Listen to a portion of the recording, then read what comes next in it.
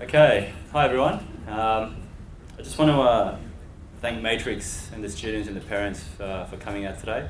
It's a great day out there. I know it's a bit hard being cooped up in here. So look, I'll try to be as short as I can. I'm going to be presenting, well, my name is Philip Yang. I used to be a student at Matrix probably about 10 years ago. So there was a campus out in the city on Pitt Street. And literally I was the first, I think about 5 to 10 people that joined Matrix. Started there, then obviously expanded to Strathfield and also Chatswood as well. I have no shares in the company, this is not paid for, so yeah, you can feel free that this is actually the truth. Look, I'm going to be presenting engineering technology. That's the field I work in. I've been working in the field for about now 8 years. And it's something that is both a passion for me, a hobby, and also something I do professionally. We live in a digital world now. There's evolutions, digital technology coming up from everywhere. For those of you still remember the good old Kodak times, that's a classic company who had the ability to go further into the digital technology, both from an engineering and technology point of view. But because of the lack of innovation, they crashed and burned, so they've actually filed for bankruptcy, and they've gone under. Now you've got companies like Apple, who have come from nowhere, from the garages of Steve Jobs' house, and built their reputation up because of innovation and brought it up as well. So when I talk about engineering technology, the reason why I want to compare those two companies is because it's actually showing what I'm really passionate about, which is digital innovation. Kodak actually had the blueprints and the prototype for the digital camera, and we know where the digital camera is now.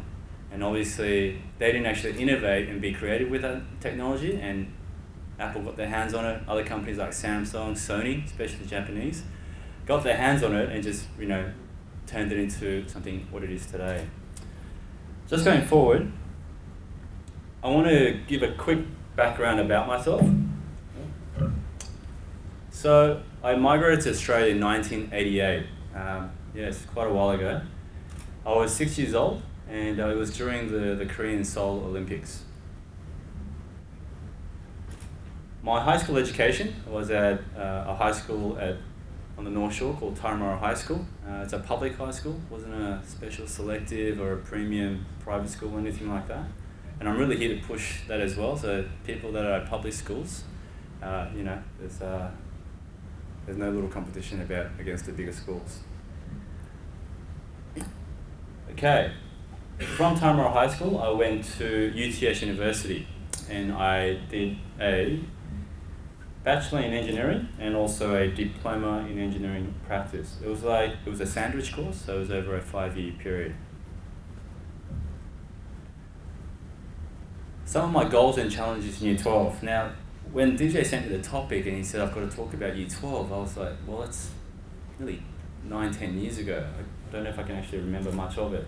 But hopefully what I can present in front of you and show you today is what I've done now and how I wished I could have applied it back then. But some of the goals I do remember in Year 12 was, I'll break it down to two, personal and academic. I wanted to become a professional basketball player in Korea. Yeah, bit random.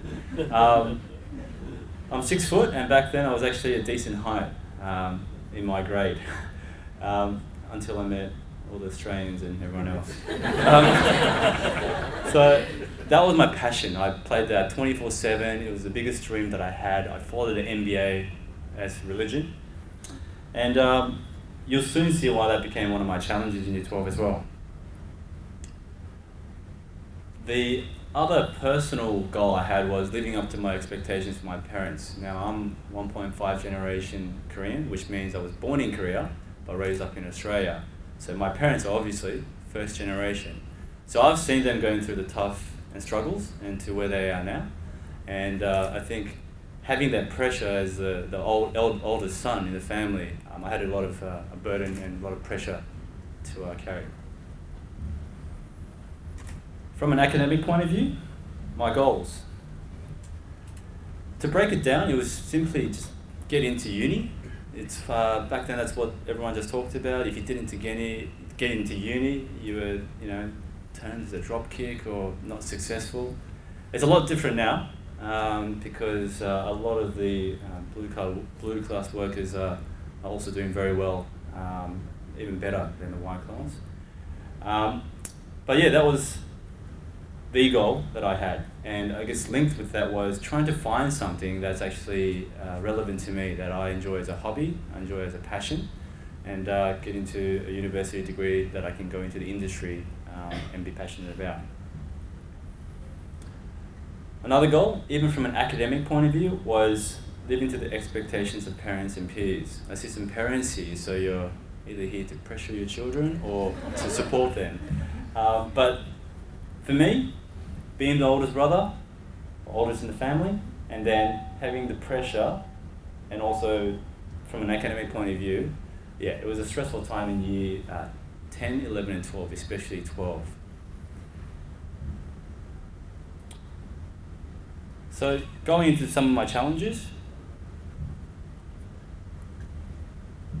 personal, not playing StarCraft and other games. I don't know if you remember, but around 99, 2000, it's quite a while ago, StarCraft had just come out.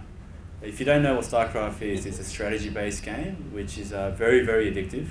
And the function to play multiplayer, so against other people in the world, was out then.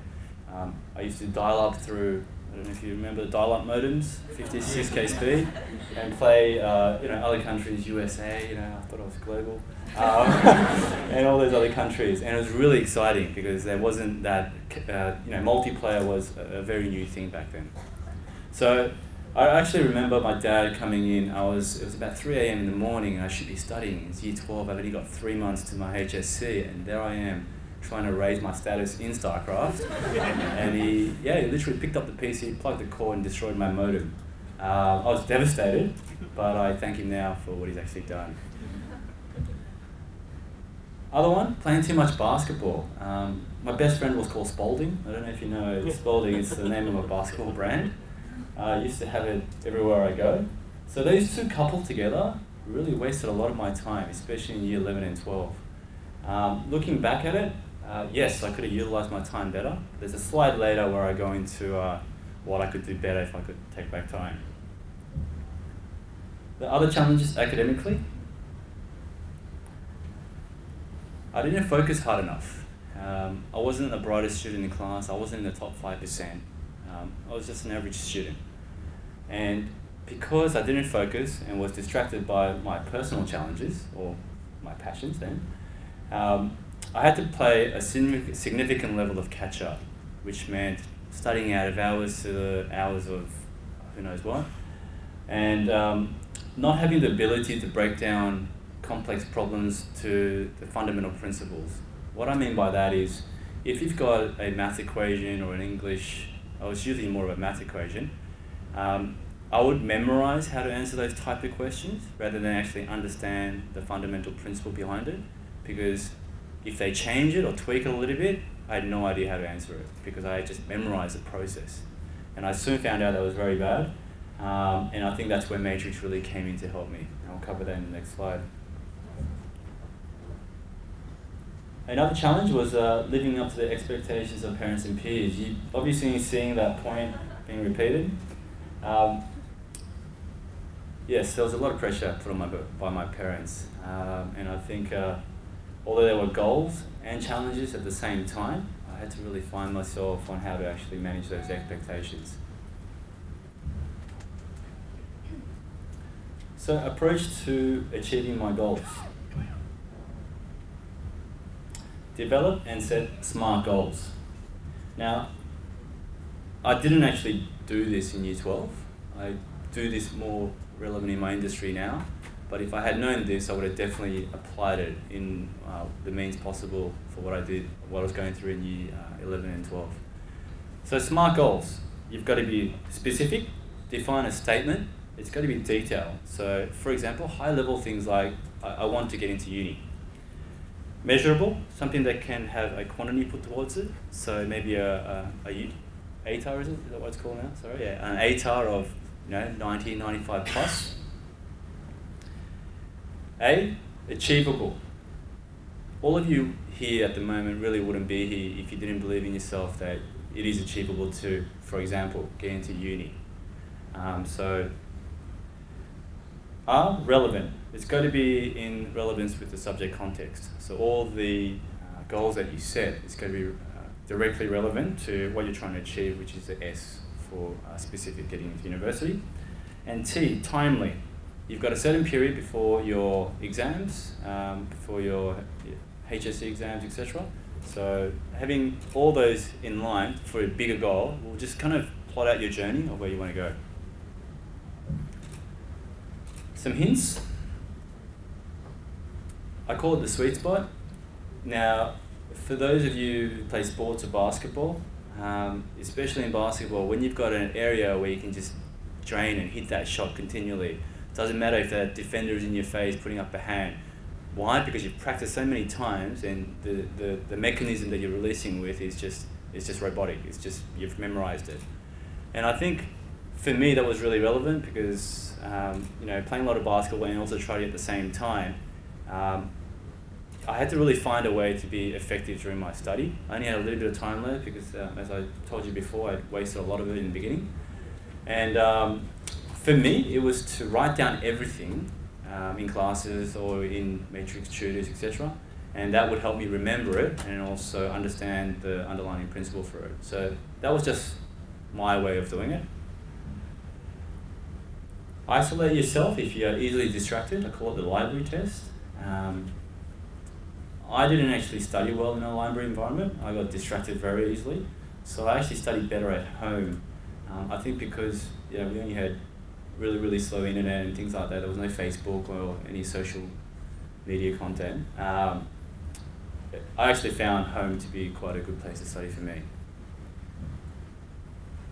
And everyone is different. Not everybody will go by these type of study hints, but I think it's really about looking at yourself and finding out how effective you are and how you can actually better optimize your time in what you have left before the big test.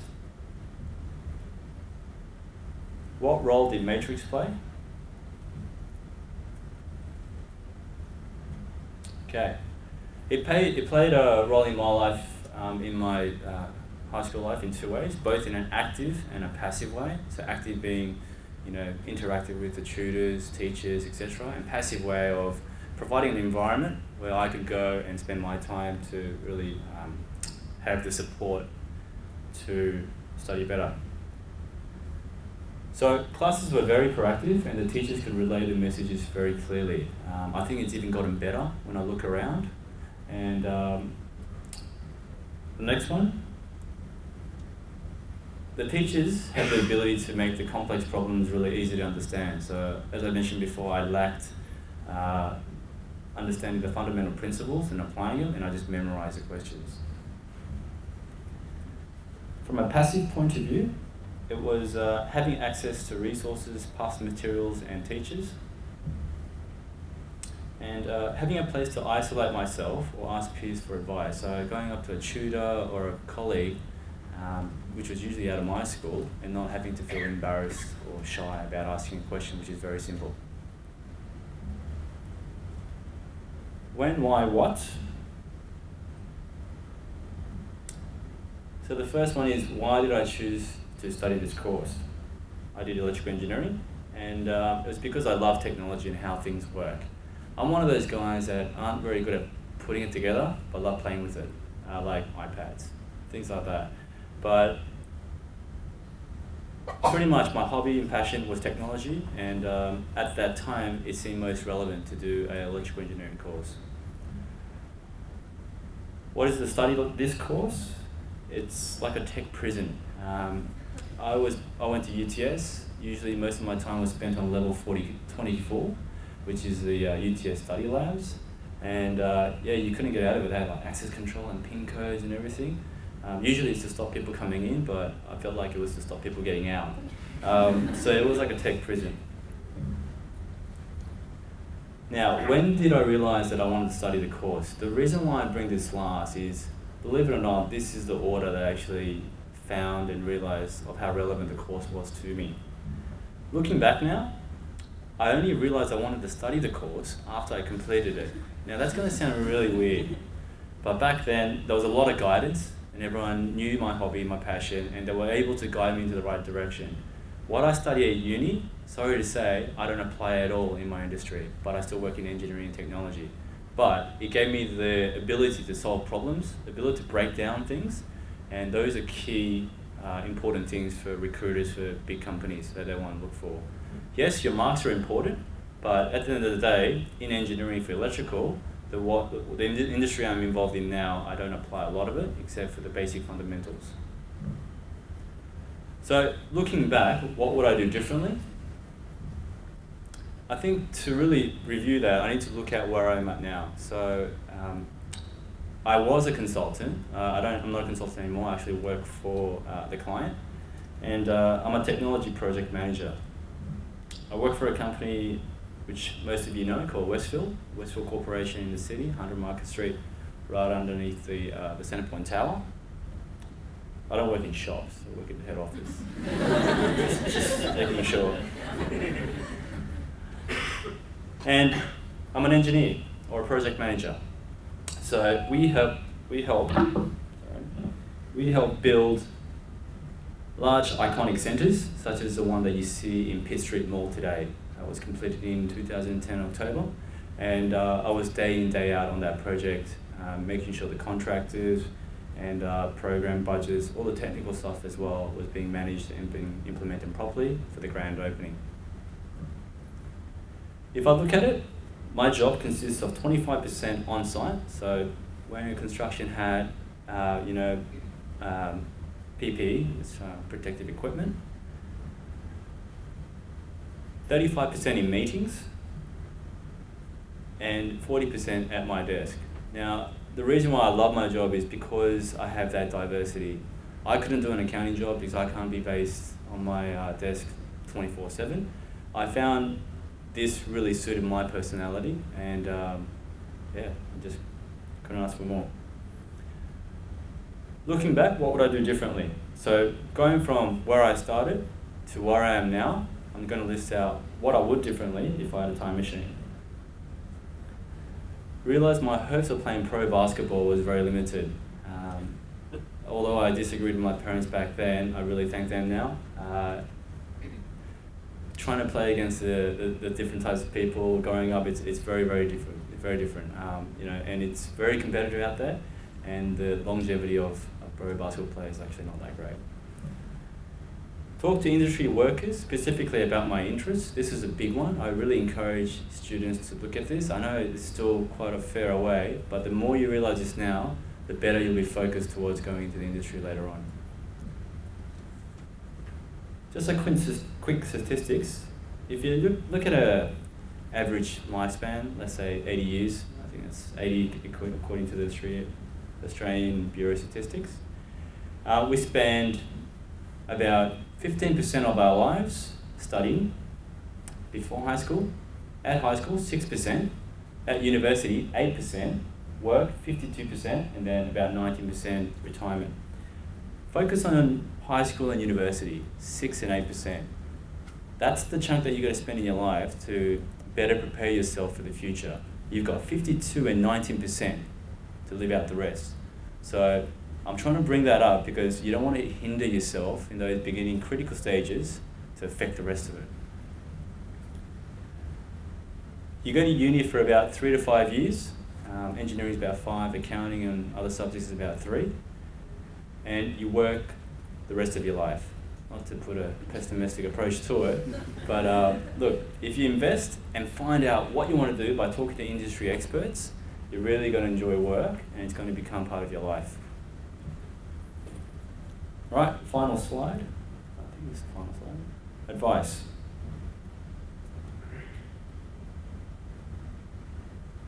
Okay.